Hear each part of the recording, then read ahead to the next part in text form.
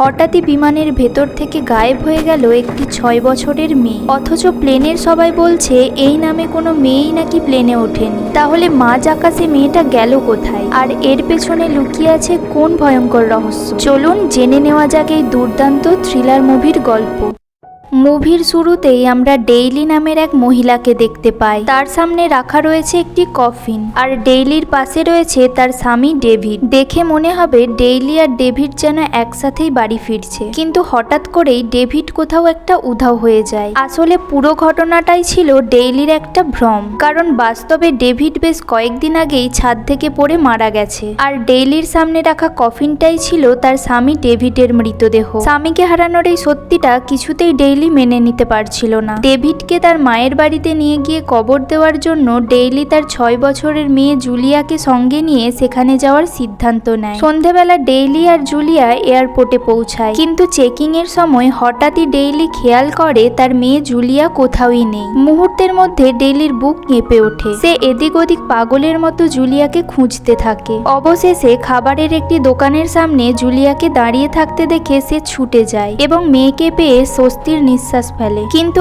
একই সঙ্গে জুলিয়াকে অনেক বকাবকিও করে ডেইলি, কারণ স্বামীকে হারানোর পর নিজের মেয়েকেও সে কোনোভাবেই হারাতে চায় না। ডেইলি পেশায় একজন এয়ারক্রাফট ইঞ্জিনিয়ার, এমনকি যে প্লেনে তারা উঠতে চলেছে সেই বিমানের ডিজাইনও সেই করেছিল, তাই প্লেনের বিভিন্ন সিস্টেম এবং প্রতিটি অংশ তার চেনা। প্লেনে ওঠার সময় আমরা কারসান নামের একজন মার্শালকেও দেখতে পাই। মার্শাল হলেন এমন একজন কর্মকর্তা যিনি বিমানের যাত্রীদের নিরাপত্তা এবং শৃঙ্খলা বজায় রাখার দায়িত্বে থাকেন। এদিকে ডেভিডের কফিনটাও বিমানে তোলা হয়। ডেইলি আর জুলিয়া জানালা দিয়ে দাঁড়িয়ে সেটাই দেখছিল। তখন জুলিয়া জানালার কাছে তার বাবার জন্য একটা হার্টের ছবি আঁকে। কিছুক্ষণ পর বিমানটি উড্ডয়ন করে। প্লেনের পেছনের দিকে কয়েকটা সিট খালি থাকায় ডেইলি আর জুলিয়া সেখানে গিয়ে শুয়ে পড়ে। কিছুক্ষণ পর ঘুমিয়ে যায় দুজনেই, কিন্তু এখান থেকেই শুরু হয় আসল রহস্য। ঘুম ভাঙার পর ডেইলি দেখে জুলিয়া যেখানে শুয়েছিল সেখানে শুধুমাত্র তার ব্ল্যাঙ্কেট আর একটা পুতুল পড়ে রয়েছে, জুলিয়া নেই। ডেইলি প্রথমে ভাবতে থাকে হয়তো মেয়ে অন্য কোথাও চলে গেছে, কিন্তু কিছুক্ষণ খোঁজার পরও যখন জুলিয়াকে পাওয়া যায় না তখন সে পুরো প্লেনের মধ্যে পাগলের মতো মেয়েকে খুঁজতে শুরু করে।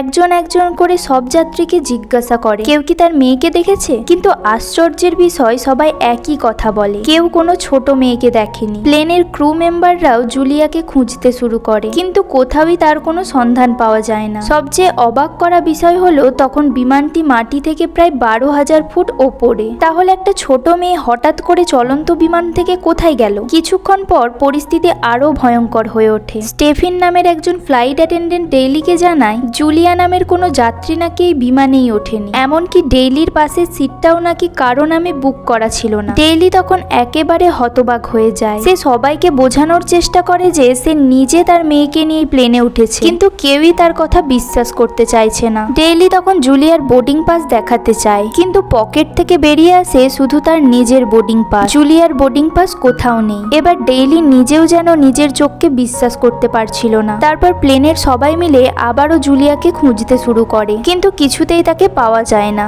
এরপর ক্যাপ্টেন ডেইলিকে জিজ্ঞেস করে তুমি কি কোনো ওষুধ খাচ্ছ? ডেইলি তখন বলে হ্যাঁ, আমি প্রায় 1 সপ্তাহ ধরে একটি ওষুধ খাচ্ছি, কারণ আমার স্বামী কিছুদিন আগেই মারা গেছে এবং সেই শোক থেকে বেরিয়ে আসার জন্যই আমি ওষুধটা নিচ্ছি। কিন্তু তা বলে আমি পাগল নই, আমি নিজে আমার মেয়েকে নিয়ে এই প্লেনে উঠেছি। ঠিক তখনই ক্যাপ্টেন স্টেফিনের কাছ থেকে একটা কাগজ নিয়ে ডেইলির সামনে রাখে, আর সেই কাগজে এমন একটি তথ্য লেখা ছিল যা শুনে ডেইলির পায়ের নিচ থেকে যেন মাটি সরে যায়। ক্যাপ্টেন তাকে জানায় জুলিয়া অনেক আগেই মারা গেছে। ডেইলি কিছুতেই এই কথা বিশ্বাস করতে পারে না। তখন ক্যাপ্টেন আরো জানায় ডেভিড যেদিন ছাদ থেকে পড়ে মারা যায় সেদিন সে একা ছিল না, সে তার মেয়ে জুলিয়াকেও সঙ্গে নিয়ে ছাদে গিয়েছিল, অর্থাৎ ডেভিডের সঙ্গে জুলিয়াও মারা গেছে। এমনকি জুলিয়ার জন্য একটা কফিন রয়েছে, আর সেটিও এই বিমানে ডেভিডের কফিনের সঙ্গেই যাচ্ছে। ডেইলি এইসব শুনে সম্পূর্ণ ভেঙে পড়ে। সে চিৎকার করে বলতে থাকে না, এটা কিছুতেই হতে পারে না, জুলিয়া আমার সঙ্গেই এই প্লেনে উঠেছে। কিন্তু তখন তাকে বলা হয় তার মানসিক সমস্যার কারণেই হয়তো সে বাস্তব আর কল্পনার পার্থক্য করতে পারছে না। ডেইলি তখন ছুটে ডেভিডের কফিনের দিকে যেতে চায়, কিন্তু সে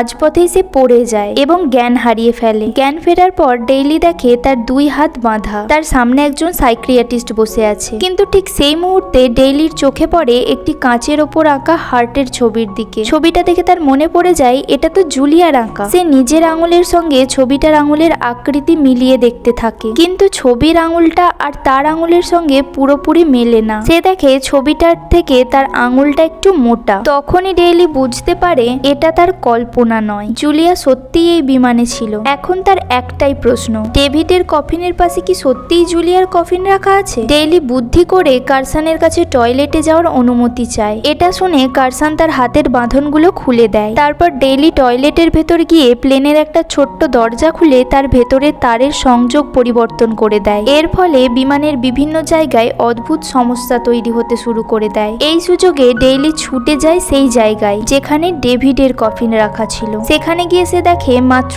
একটি কফিনই সেখানে রাখা রয়েছে। তাহলে জুলিয়ার কফিন কোথায়? ডেইলি এবার ডেভিডের কফিনের লক খুলে ফেলে, কিন্তু কফিনের ভেতরেও ডেভিডের মৃতদেহ ছাড়া জুলিয়ার কোনো চিহ্নই নেই। তখন ডেইলি নিশ্চিত হয়ে যায় যে জুলিয়াকে কেউ নিশ্চয়ই অপহরণ করেছে। আর সবচেয়ে ভয়ঙ্কর ব্যাপার হলো অপহরণকারী এই চলন্ত প্লেনের মধ্যেই রয়েছে। ঠিক তখনই সেখানে কারসান এসে হাজির হয়। সে ডেইলিকে সেখান থেকে নিয়ে চলে যায়। এরপরেই আমরা এমন একটা দৃশ্য দেখতে পাই যা পুরো রহস্যটাকে অন্যদিকে ঘুরিয়ে দেয়। ডেইলিকে সেখান থেকে নিয়ে যাওয়ার পর কারসান আবারও ডেভিডের কফিনের কাছে ফিরে আসে। সেখান থেকে সে দুটো বোমা বের করে, তারপর সেগুলো নিয়ে প্লেনের একটা গোপন জায়গায় চলে যায়। আর তখনই আসল সত্যিটা সামনে আসে, জুলিয়াকে অপহরণ করেছে কারসান নিজেই। কারসান জুলিয়াকে লুকিয়ে রেখেছিল এবং সবাইকে বিশ্বাস করিয়েছিল যে জুলিয়ার মৃতদেহ ডেভিনের কফিনের পাশেই রয়েছে, কারণ কারসান জানতো এই কথা শুনলে ডেইলি নিজেই ডেভিডের কফিন খুলবে, আর সেই কফিনের পাসওয়ার্ড শুধু ডেইলিই জানতো। অর্থাৎ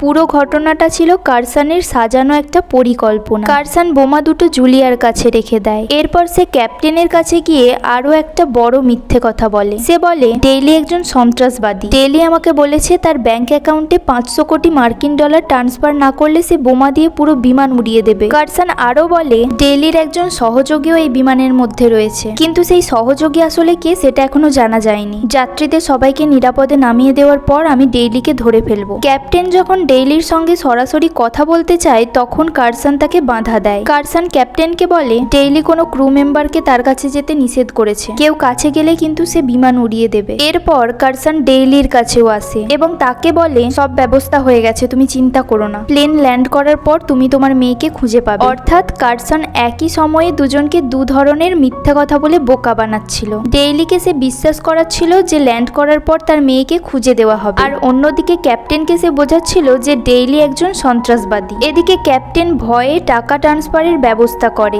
এবং কিছুক্ষণের মধ্যেই বিমানটিকে ল্যান্ড করানো হয়। প্লেন মাটিতে নামার পর একে একে সব যাত্রী বিমান থেকে নেমে যায়। ডেইলি তখন ক্যাপ্টেনের সঙ্গে কথা বলতে ছুটে যায়, কিন্তু ক্যাপ্টেনের মুখে এমন কথা শুনে সে আবার অবাক হয়ে যায়। ক্যাপ্টেন তাকে বলে তুমি যে টাকা চেয়েছিলে সেটা তোমাকে দেওয়া হয়েছে, এবার এই মেয়ের নাটক করাটা বন্ধ করো। ডেইলি বুঝতে পারে এখানে একটা ভয়ঙ্কর ষড়যন্ত্র চলছে, আর তার সন্দেহ সত্যি করে কারসান এর মধ্যেই প্লেন থেকে বেরিয়ে যাওয়ার চেষ্টা করে। কিন্তু ডেইলি এবার কারসানের চাল বুঝে ফেলেছে। বাইরে বেরিয়ে এসে দেখে পুরো পুলিশ বাহিনী তাকে ধরার জন্য অপেক্ষা করছে। তখনই ডেইলি বুঝতে পারে আসল সন্ত্রাসবাদী সে নয়, কারসান, আর তার মেয়েকে কারসানই কোথাও একটা লুকিয়ে রেখেছে। কারসান যখন প্লেন থেকে বেরিয়ে যাওয়ার চেষ্টা করে তখন ডেইলি তাকে থামিয়ে দেয়। সে বলে কারসান তুমি এই প্লেন থেকে তখনই নামবে যখন আমি চাইবো। কারসান ডেইলিকে ইশারা করে বোঝায় যে তার পকেটে বোমার রিমোট রয়েছে। সে হুমকি দিয়ে বলে বাড়াবাড়ি করলে সে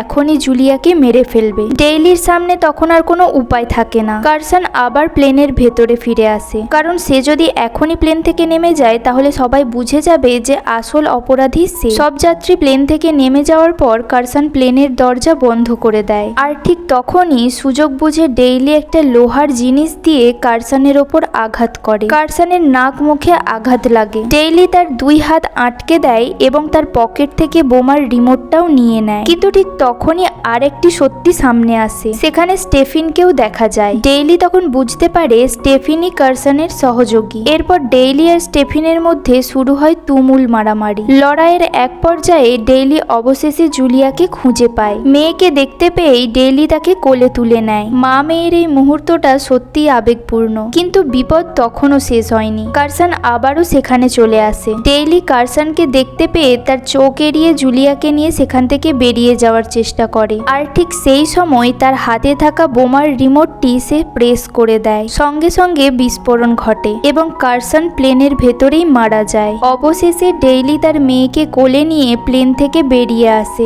তাকে জীবিত অবস্থায় জুলিয়াকে নিয়ে বেরিয়ে আসতে দেখে বাইরে থাকা সবাই হতবাক হয়ে যায়। এবার সবার চোখ খুলে যায়। সবাই বুঝতে পারে ডেইলি এতক্ষণ মিথ্যা বলছিল না, তার মেয়ে সত্যিই এই বিমানে ছিল এবং কার্সানি পুরো ঘটনাটা সাজিয়েছিল। এরপর ডেইলি সবাইকে শুরু থেকে শেষ পর্যন্ত পুরো ঘটনাটা খুলে বলে। একজন মাকে সবাই যখন পাগল ভাবছিল, শেষ পর্যন্ত সেই মায়ের কথাই সত্যি প্রমাণিত হয়। আর এভাবেই নিজের মেয়েকে উদ্ধার করার মধ্য দিয়ে ডেইলির এই ভয়ঙ্কর বিমান যাত্রার অবসান ঘটে। আর এখানেই শেষ হয় মুভিটা তোমাদের কেমন লাগলো অবশ্যই কিন্তু কমেন্ট করে জানিও। আর নেক্সট কোন মুভির এক্সপ্লেনেশন তোমরা শুনতে চাও সেটাও কমেন্ট করে জানিও। ভালো লাগলে চ্যানেলটি সাবস্ক্রাইব করে দিও।